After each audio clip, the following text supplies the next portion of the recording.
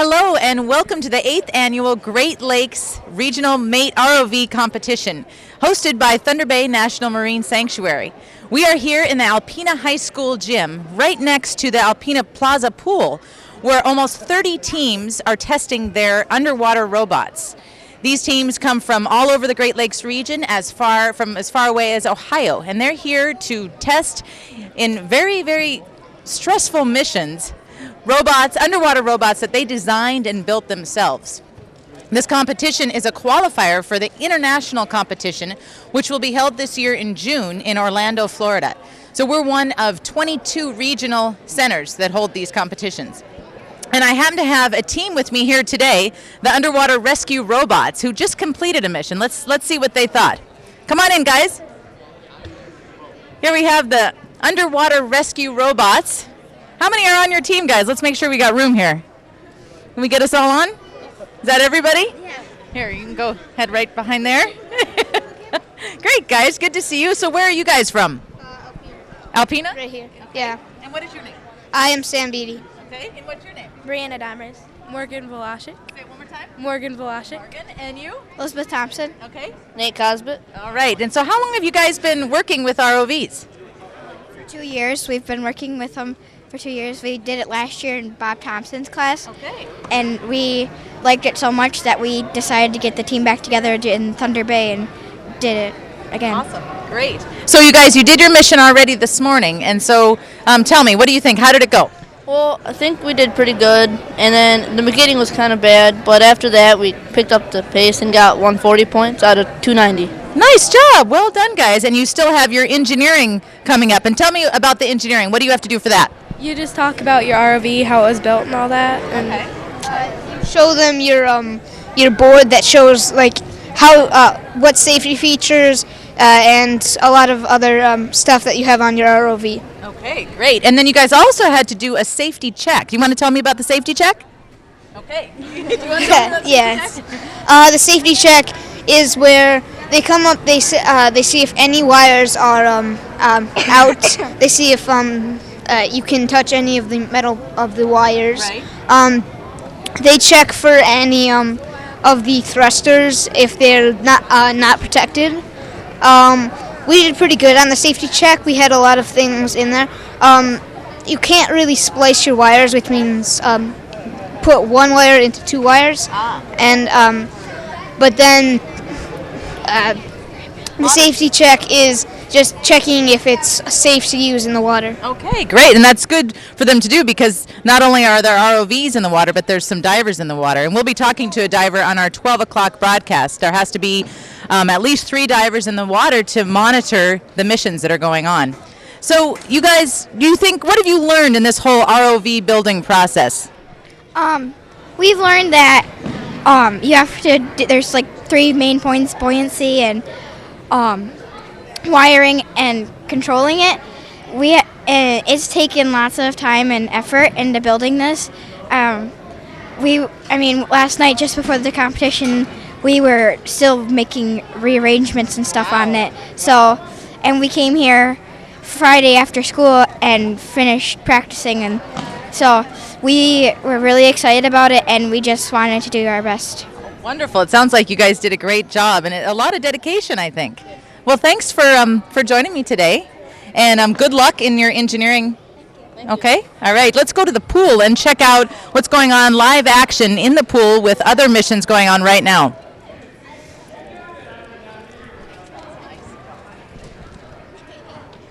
Okay, what do we have here? What we're looking at here, folks, is the mission as it's set up on the bottom of the pool. So we're in over 10 feet of water here, and the students have a fairly complicated set of mission tasks to complete. What you see on the right-hand side of the screen there is a mock World War II oil tanker. And then in the forward part of the screen there, you'll see a white grid with some blocks in it.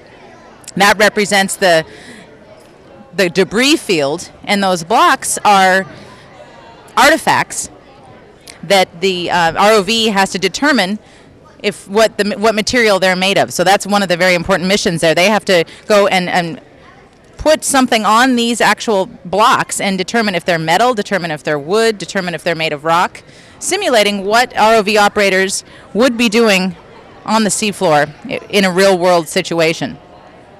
You can also see some debris hanging off the side of the ship there. There's a couple of coral pieces that the ROV has to remove from the ship and safely get to the surface. Here's another view, and we actually can see an ROV right now on the right side of the screen. Looks like getting ready to attempt that debris field. Oh, there he goes. So if you could see topside in the pool, we've got a tether handler. And if you see the cord there coming up from the ROV, the tether handler has to maintain that cord. There has to be a certain amount of tension on that cord. But then there's also the ROV pilot. Now those two cannot talk to each other. That is to simulate what it would be like in the real world situation if these folks were on an actual research vessel in the middle of the ocean testing a shipwreck site. So this year's mission is called Dive into History. And it's based on the real world situation of World War II shipwrecks that went down carrying thousands of gallons of oil. And so what folks have to do out there now is go down and test these shipwrecks, test these sites, and see, is there really this oil left on the wrecks? And if so, how do we remove it when the shipwreck is almost 1,000 feet deep? This is based on the SS Montebello and other shipwrecks similar to that. But the SS Montebello is just outside one of our sister sanctuary sites, Monterey Bay National Marine Sanctuary. There's 14 National Marine sites in the sanctuary system. Monterey Bay is just off the coast of California, and the Montebello, which sank in 1941, is 900 feet deep, and it has thousands of gallons of oil on it, and they're trying to figure out what to do. And so the MATE ROV competition is a pretty exciting organization. They coordinate the International Student Underwater Robotics Competition. And like I mentioned before, there's a network of 22 regional ROV contests that take place really all across the world. U.S. and Canada, and in Hong Kong, Scotland, and Japan, and Egypt as well. So all of those teams, just like ours here in Alpena, Michigan, we're qualifying for the international competition, which is going to be in June in Orlando, Florida. So two of these teams here today get to travel to Orlando, Florida in about a month and a half. So a lot of excitement here in the gym today. Got a lot of teams. Some of them have finished their missions. Some of them are just doing their safety checks and getting ready to undertake their mission. Here we are back in the gym. Oh, we'll get a pan of the excitement here going on in the gym. Like I said, we got these guys in here. Some of them have completed their missions. Some of them are just getting ready. Some of them are headed into engineering for their ROV to be examined. These kids truly are the next generation of underwater explorers. Out here in the pool and out here in the gym, we just might be looking at a future Jacques Cousteau or Sylvia Earle or Robert Ballard. These kids have been working in science and math, engineering, technology skills to build these ROVs. These guys build them themselves. They do have coaches, but the kids actually build these themselves. They also design posters, and those are judged. So at this competition here in northern Michigan, here in Alpena, Michigan, we've got hundreds of folks that have come from around the region to participate. We've got dozens of volunteers that help out. We've got sanctuary staff. We've got parents, chaperones, students from elementary school up to community college are here participating in the 8th annual Great Lakes ROV competition. And you can learn more about ROVs if you go to the Thunder Bay National Marine Sanctuary website. That's at www.thunderbay.noaa.gov. We have a dedicated page to ROVs, and there's some great video clips on there talking about the shipwrecks, some of the shipwrecks that this year's mission, Dive into History, was based on.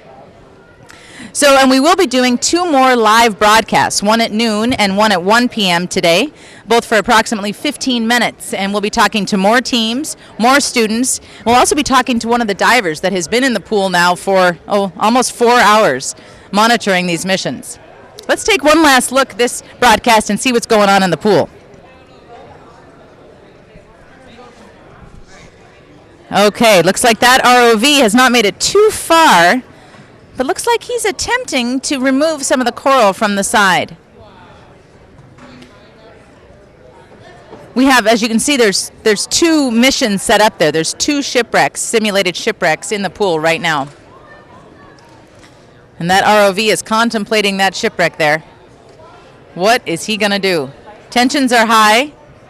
Oh, looks like the tether handler is removing. Oh, now I see what they were doing. If you look right below where that ROV was on the bottom of the pool, there is a mast, a simulated mast. That's was leaning up against the shipwreck, and the mission was to remove that mast and float it to the surface. Doesn't look like that ROV made it on that try, but they do have 15 minutes to complete all of the mission tasks.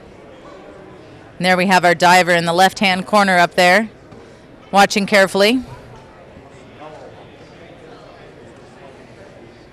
So every year there's a different mission for the ROV competition.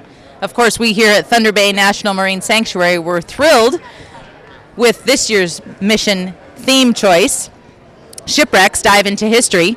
Thunder Bay National Marine Sanctuary was designated in the year 2000 to protect a collection of shipwrecks, historically significant shipwrecks, just off the coast of Alpena in northeastern Michigan.